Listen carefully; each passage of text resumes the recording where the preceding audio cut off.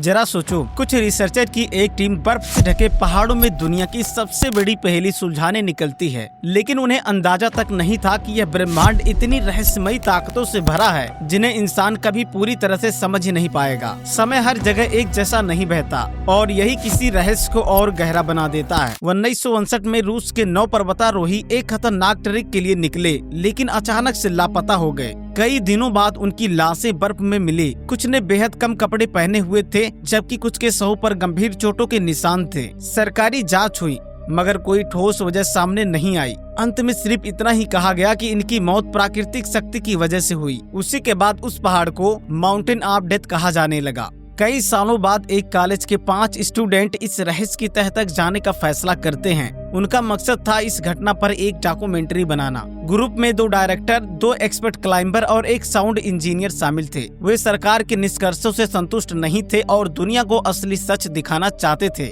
लेकिन ठीक उसी तरह जैसे 1959 में 9 पर्वतारोही गायब हुए थे, ये 5 भी अचानक गुम हो गए। सरकार ने उनके कैमरों से कुछ वीडियो फुटेज जरूर बरामद किए, लेकिन उन्हें पब्लिक करने से साफ इनकार कर दिया। हालांकि कुछ हैकर्स ने इस फुटेज को लीक कर दिए और तब असली घटना सबके सामने आई। वीडियो में दिखता है कि यह टीम रूस पहुंच चुकी थी। होली नाम की डायरेक्टर अपने साथियों से बातचीत रिकॉर्ड कर रही थी। उसके कान के पास एक एंजल विंग्स टैटू था। रूस आने के बाद उनकी पहली मुलाकात उस आदमी से करनी थी जो 1959 में उस ट्रेनिंग ग्रुप का 10वां सदस्य होने वाला था। अंतिम समय में तबीयत बिगड़ने के कारण वह उस यात्रा में शामिल नहीं हो पाया था और इसी वजह से उसकी जान बच गई। लेकिन घटना के बाद उसका मानसिक संतुलन बिगड़ गया और तब से ही वह एक मानसिक चिकित्सालय में रहने लगा। स्टूडेंट उस व्यक्ति का इंटरव्यू लेना चाहते थे, लेकिन स्टाफ ने कह दिया कि अब वो कभी भी उससे नहीं मिल पाएंगे क्योंकि उसकी मौत हो चुकी है। तभी खिड़की पर एक बुजुर्ग दिखाई देता है जिसके हाथों में एक पोस्टर था। उस पर रूसी भाषा में लिखा था स्टे अवे, यानी यहाँ से दूर रहो।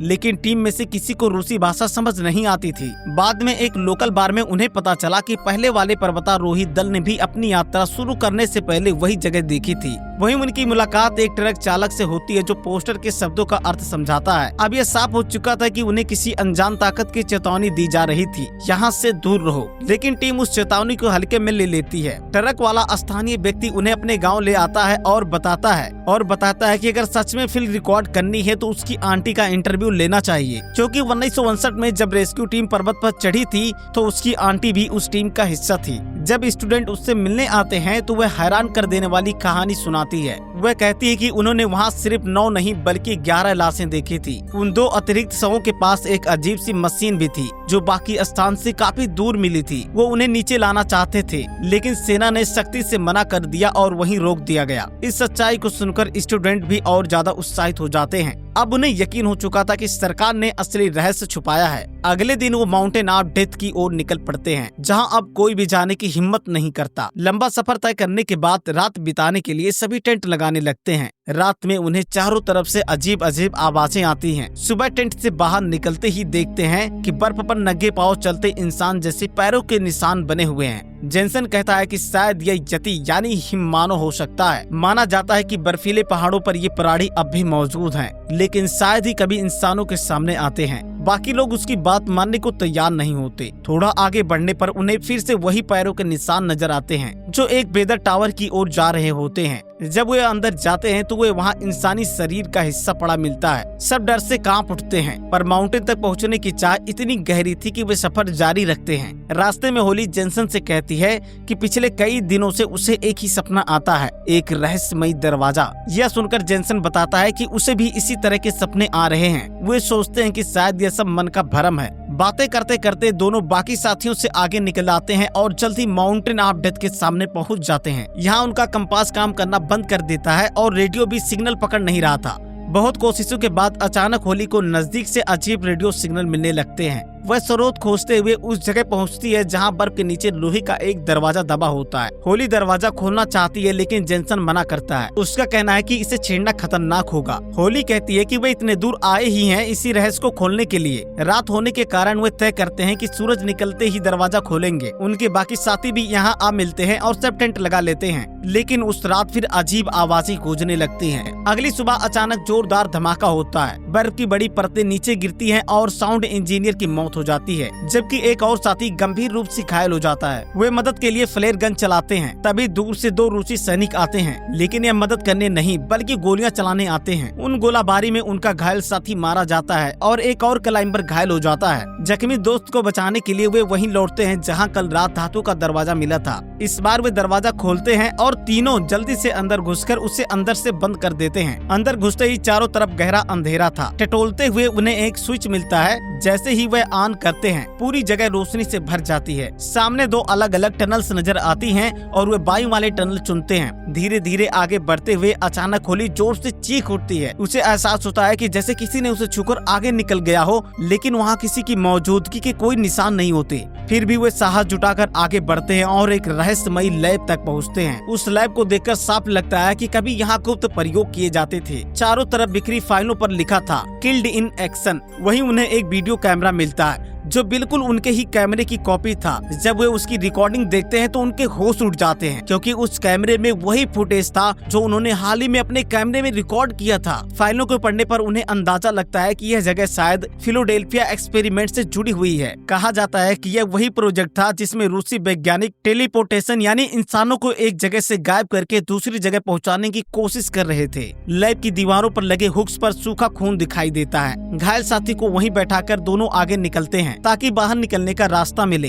रास्ते में उन्हें एक रूसी सैनिक की लाश मिलती है जिसके शरीर का हिस्सा गायब था, वही हिस्सा जिसे उन्होंने पहले बेदर टावर के अंदर देखा था। अब उन्हें समझ में आता है कि दोनों चीजें आपस में जुड़ी हुई हैं। एक कंकाल के अंदर उन्हें एक सैनिक की पहचान पत्र मिलती है, जिससे साफ हो जाता है कि यह जगह बेहद खतरनाक है। तभी उन्हें पीछे से अपनी जख्मी साथी की चीख सुनाई देती है। वे भागते हुए वहाँ पहुँचते हैं और जो देखते हैं उसके बाद उनकी रूह कांप उठती है। एक डरावना प्राणी उनके साथी की जान ले चुका था। उस प्राणी के पास अजीब सी शक्ति थी, वह कभी गायब होकर अचानक सामने आ जाता था। दोनों किसी तरह जान बचाकर भागते हैं और एक दरवाजे को भीतर से बंद करके छिप जाते हैं। यह जगह दरअसल एक प्राकृतिक गुफा थी। गौर से देखने पर उन्हें एहसास होता है कि यह गुफा कोई साधारण जगह नहीं बल्कि एक वर्म होल थी, ऐसा दरवाजा जिससे इंसान टेलीपोर्ट और टाइम ट्रेवल कर सकता है। लेकिन समस्या यह थी कि उन्हें इसका इस्तेमाल करना नहीं आता। बाहर वह खतरनाक प्राणी मौजूद था और यहाँ रहकर भूख से मरने का खतरा था। मजबूरी में वे तय करते हैं कि वर्म होल का इस्तेमाल करेंगे। जेंसन कहता है कि इसे पार करने के लिए हमें किसी जगह को अपने दिमाग में बहुत साफ साफ विजुअलाइज करना होगा।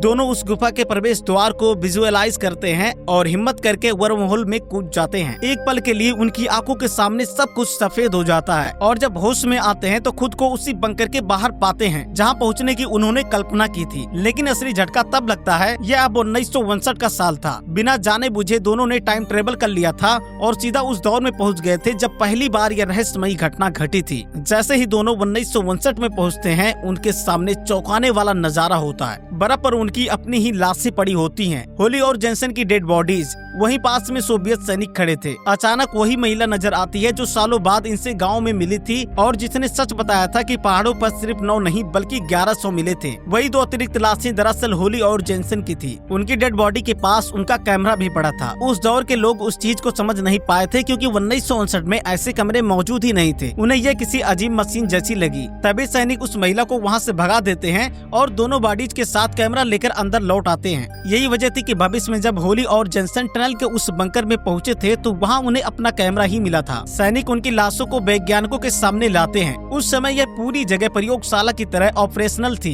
जब वैज्ञानिक दोनों के कपड़े देखते हैं तो हैरान रह जाते हैं, क्योंकि उस दौर में इस तरह के कपड़े होते ही नहीं थे। उनकी पोशाकें उतरवाकर उन्हें अलग अलग जगह पर रखा जाता है। फिर आगे दिखाया जाता है कि यह दोनों इंसान पूरी तरह से बदल चुके हैं। वही एंजल विंग्स वाला टैटू होली के कान के पास फिर से दिखाई देता है, जिससे यह सत्य साबित हो जाता है कि उन पर प्रयोग किए गए इन प्रयोगों ने उन्हें इंसान से कुछ और ही बना दिया। असल में वे अजीबोगरीब प्राणी जिन्हें होली और जेंसन खुद टकराए थे, वे कोई और नहीं बल्कि वे खुद ही थे। टाइम ट्रेवल और प्रयोगों ने उन्हें ऐसे डरावने जीव में बदल दिया था जो किसी भी वक्त कहीं भी टेलीपोर्ट हो सकते थे। और यही इस पूरी रहस्यमयी कहानी की सबसे बड़ी सच्चाई थी। लेकिन आज तक यह रहस्य पूरी तरह से सुलझ नहीं पाया कि 1959 में असल में उन 9 पर्वतारोही की मौत कैसे हुई थी, और यह भी कि टाइम ट्रेवल के बाद होली और जेंसन असल में मरे कैसे। अब सवाल तुमसे है, तुम्हें क्या लगता है इन मौतों और इस रहस्य के पीछे असली वजह क्या थी? अपनी राय कमेंट में जरूर लिखें। तो यहीं पर वीडियो को लाइक करें, चैनल को सब्सक्राइब करें। मिलते हैं एक और दमदार कहानी के साथ, तब तक के लिए बाय बाय।